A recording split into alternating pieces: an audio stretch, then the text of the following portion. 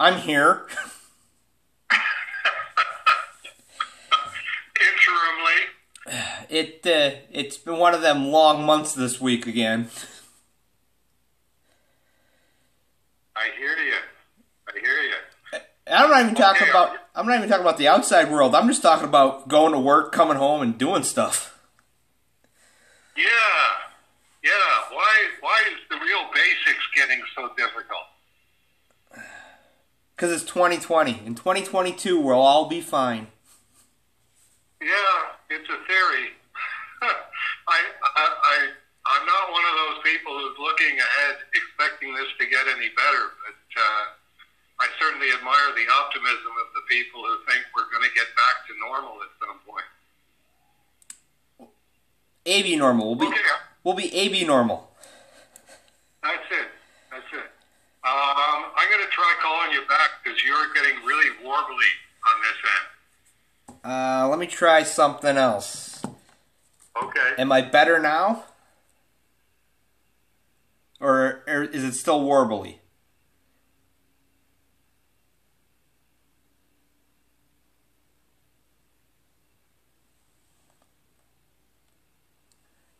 Hello?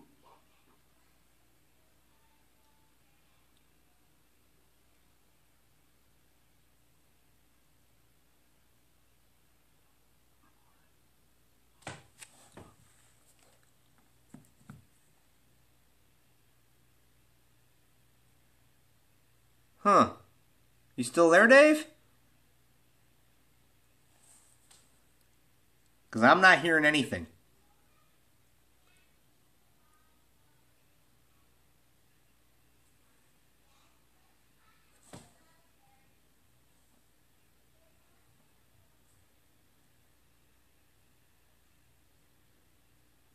Hello? Hello? I accidentally hit the mute button. Can you hear me now? Yeah, it's a little better. It sounds like there's squirrels scampering up and down the line, but I can work around that. Okay, I can hear you fine, so. Okay, that's the important thing, I guess. I'm like, why is... Okay, we got some cleanup from last month. Okay. This is a fax from October 3rd from David Birdsong, Cerebus and Health team member in good standing. I had a different question for this month's Please Hold for Dave Sim, but thought it might be too big an answer, but if you want to answer it next month. So, what is for children and what if is for fools? So the saying goes. But as comic book people, I feel like we get a bit of a mulligan. It's Stan Lee's fault, or whoever came up with Marvel's What If with a question mark. You have spoken and written a bit about how you began reading the Bible as research for the latter part of Cerebus. We know how that turned out. But here it comes. What if you had not had the experience reading scripture that you did? What might the end of Cerebus been like? I won't ask you to speculate on your personal life. It's probably not that hard to figure out. But that kind of what if is pretty meaningless. You can't go back and change it now, so why waste time wondering about it? If only is a good way to get stuck in the past. But it does seem like you did have a different plan in mind for Cerebus. And thank you, David. I would answer that very elaborate question by saying I think that misunderstands the extent to which predestination figured into Cerebus. That I'm not sure that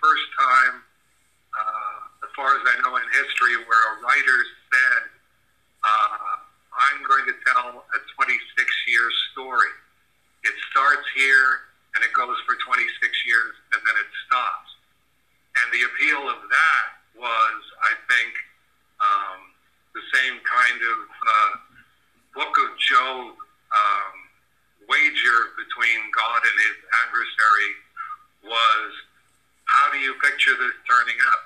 And for the adversary, who doesn't exist entirely in fourth dimensional space, but I think exists sort of incrementally in fourth dimensional space, it was like, what is this? The trick question? This guy's going to be a mess. Here it is, 1977, and he's already pretty well addicted to drugs, and he drinks a fair bit, and started committing adultery before he was married and while he was married, and basically really doesn't think of anything in terms of conventional good and evil. So, I bet on this guy ending up well on my team at the end of the 26 years. Whereas I think God knew, being omniscient, this is how this is going to go. That me coming up with a 6,000-page graphic novel as a concept, and then starting with the barbarian stories, and then going to political storyline, and then going to a religious, organized religion storyline, church and state, etc., and doing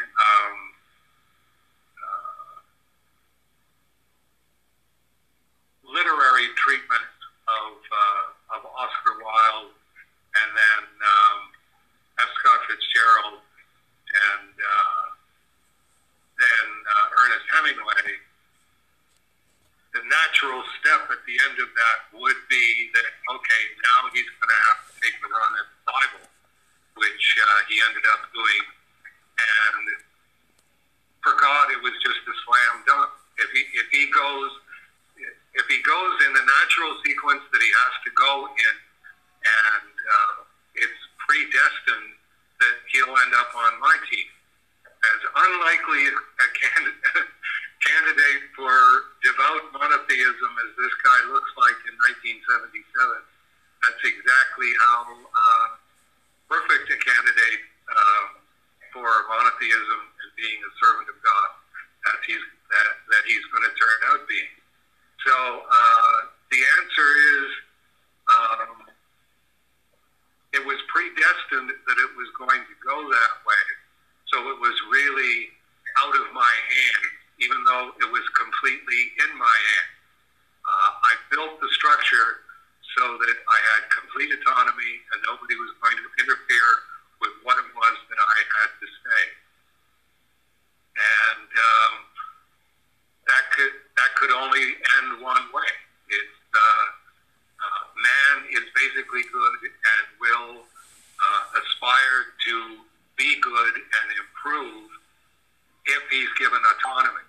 It's usually people choose evil because they've got external influences that they're prey to. They've made a choice, and now this entity is in control of them, whether it's a boss at work or a Fortune 500 company or dictatorial parents or doctrinaire organized religion. That's where evil comes from. Autonomy and complete freedom of choice. And God's point is everybody ends up being good in that context. We just got too much of the adversary dicking around with people on the edges and then saying, look, this person is evil. Well, no, they weren't evil until you started dicking around with them like that. So there you go, David Birdsong. That's my best answer to that one. So the other one left over from last time, and I just have to grab my Bartlett's Book of Familiar Quotations, and we were talking last time about Robert Graves and the White Goddess, and I just happened to run across Robert Graves' relatively short section in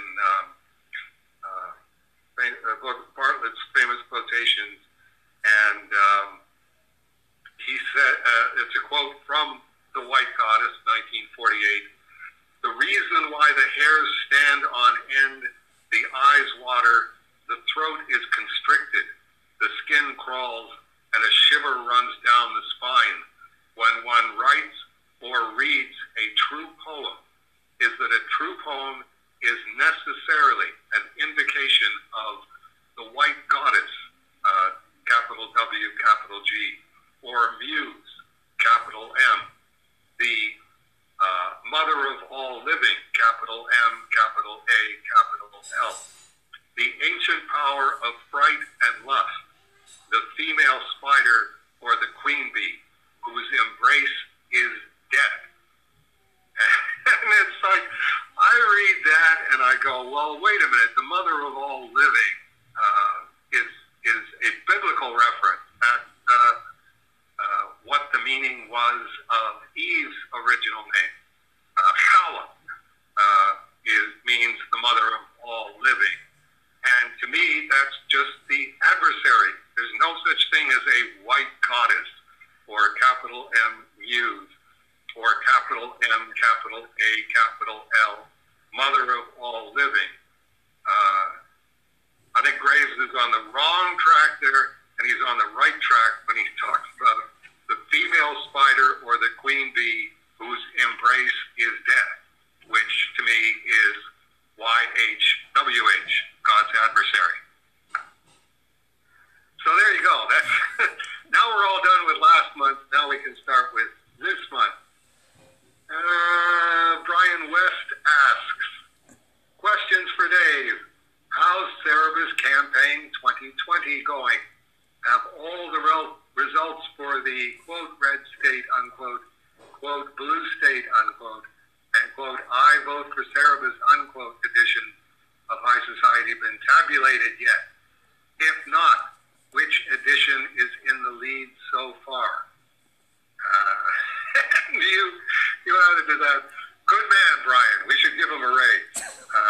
Yeah, or pay him. Either one would be fine. That was all settled. Diamond decided, because of the complications of it, that the High Society, Red State, Blue State, and I Vote for Cerebus campaign was just going to be a single straw poll, a one and done. So those orders all came in, I believe, in May or April. And as it turned out, Red State won by, I believe, 2 or 3 copies over Blue State, but I Vote for Cerebus beat both of their asses all hollow. I think it was about a 2-to-1 ratio of I Vote for Cerebus over Red State, and like I say, Red State beat Blue State. So I'm taking it under advisement. I might go to court and say, look, according to this straw poll in May, Cerebus is the new president of the United States. And for the moment, legally, I will leave it at that. Is that okay by you? That's fine. Speaking of voting, I got an email from Eddie. The current Spawn 10 vote for the Halloween edition is yes 18, no 1, abstain 3, and not voted so far 6. Yes. Yes, I was wondering whether I was going to mention that, so thank you for taking that out of my hand. Well, and I responded to him going, did people change their votes, or is this that Russian election interference I've heard so much about? It's very difficult to hack Dave Sim because he doesn't have internet access. Well, not impossible. I'm sure they could stick a bunch of stuff in my laptop if they wanted to. That was people changing their votes because what I suggested was instead of just diluting the pool, which was 54 signed and numbered copies, what we would do is add artist proofs to the group. So if you ordered on October 31st, then you will get a numbered copy between 4 and 54 signed, and it will say on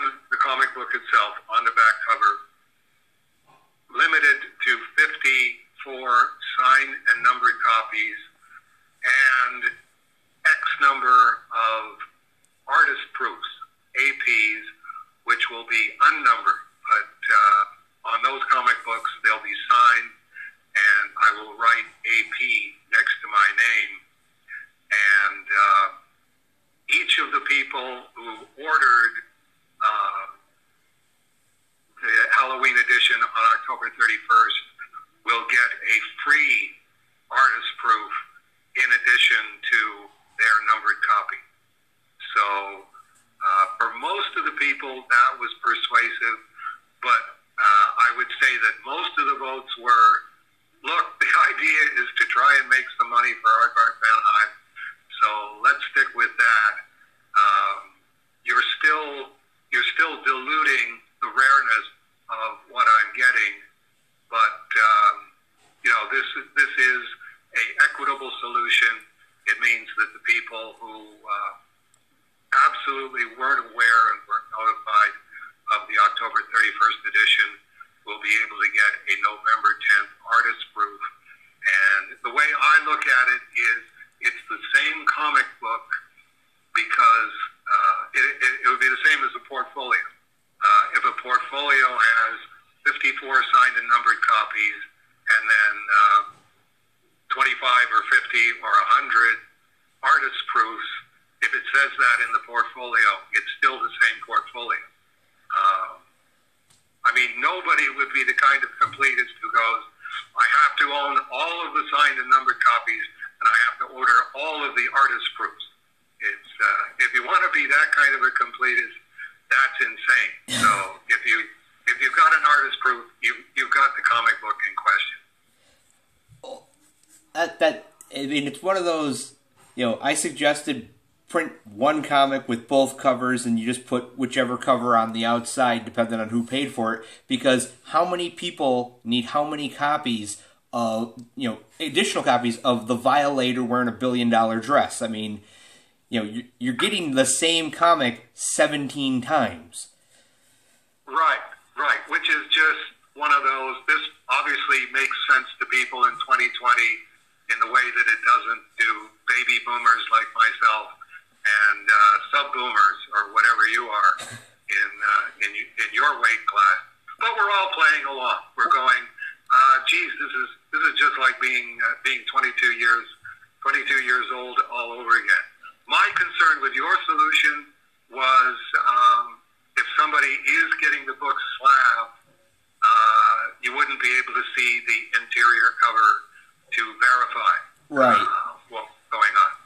With this one, because it'll be on the back cover specifying this is how many APs there are. So if you've got one that says AP on the front, this is how rare it is. And if you've got one that's got a number on the front, this is how rare that is.